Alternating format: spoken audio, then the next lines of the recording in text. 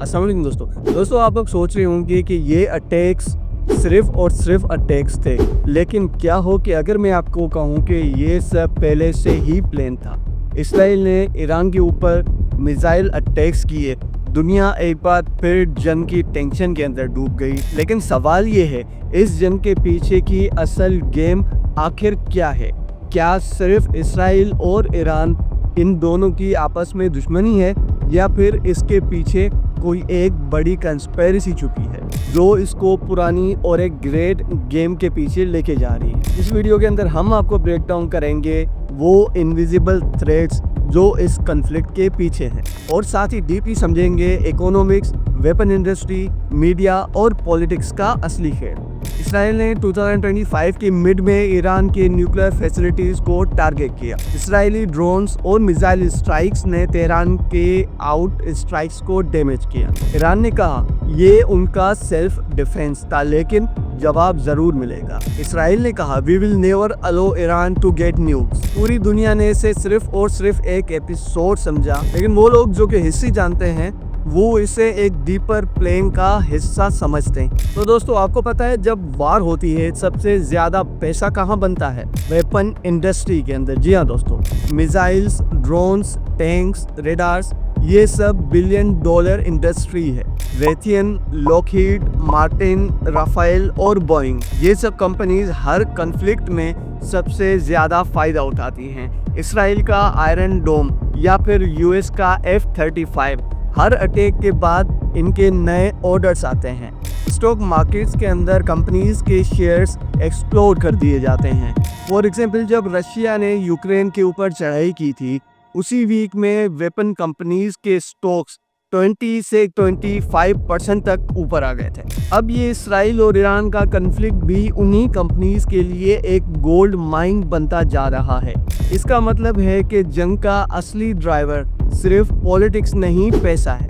और दोस्तों जहाँ पे पैसा होता है वहाँ गेम्स और प्लान्स होते हैं। दोस्तों वार सिर्फ और सिर्फ गोली और बारूद का खेल नहीं है, ये एक इकोनॉमिक अपॉर्चुनिटी होती है। जब भी कोई कन्फ्लिक्ट होता है, ऑयल की प्राइसेस स्काई रॉकेट्स कर जाती हैं, करेंसीज गिर जाती हैं, कंट्रीज IMF के पास चली जाती हैं, रिकंस्ट्रक्शंस कॉन्ट्रैक्ट बनते हैं। दोस्तों यहाँ पे ये समझना बहुत ज़रूरी है कि ईरान जो है उसके पास ज़्यादातर ऑयल रिजर्व्स हैं, लेकिन इसराइल जो है वो एक टेक पावर हाउस है, लेकिन एनर्जी के ऊपर डिपेंडेंट है। दोस्तों अगर ईरान डिस्टेबलाइज होता है तो जो ग्लोबल ऑयल है उसका कंट्रोल एक बार फिर से ईस्ट के पास चला जाता है, और इस वक्त सऊदी अरबिया और UAE भी चेस बोर्ड की इस गेम का हिस्सा हैं, जो कि साइलेंटली इस गेम को देख रही हैं। तो इन चीज़ों का कंक्लूजन ये है कि हर मिसाइल के पीछे सिर्फ और सिर्फ मिलिट्री नहीं होती, मनी ट्रायल भी होता है। दोस्तों अगर हम बात करें मीडिया की, तो मीडिया को आप इस बैटलफील्ड का इनविजिबल सोल्जर समझ लो। जो न्यूज़ आप तक पहुंचती है वो न्यूज़ सिलेक्टेड होती है। दोस्तों जब भी इसराइल अटैक करता है तो वो वेस्टर्न मीडिया उसे डिफेंस कहती है, लेकिन अगर वही जब ईरान करता है तो मीडिया उसे एग्रेशन कहती है। CNN, BBC, फॉक्स न्यूज़, इन सब का एक ही नैरेटिव है जो कि सेम नैरेटिव को पुश करते हैं, और सोशल मीडिया पे बोट्स, ट्रोल्स, फेक न्यूज़ और AI जनरेटेड इमेजेस इन सब नैरेटिव्स को सपोर्ट करती हैं। अगर दोस्तों इसका एग्जांपल दूँ तो 2012 में गजा के ड्रोन फुटेजेस वायरल हुए थे। बाद में पता चला था कि वो वीडियोस सिर्फ और सिर्फ एक गेम से लिए गए थे। मीडिया का असली रोल पब्लिक ओपिनियन को शेप करना है, ताकि लोग वार को सपोर्ट करें या फिर उसको अपोज करें। हर इंडिविजुअल को जैसा चाहिए वो वैसा करे।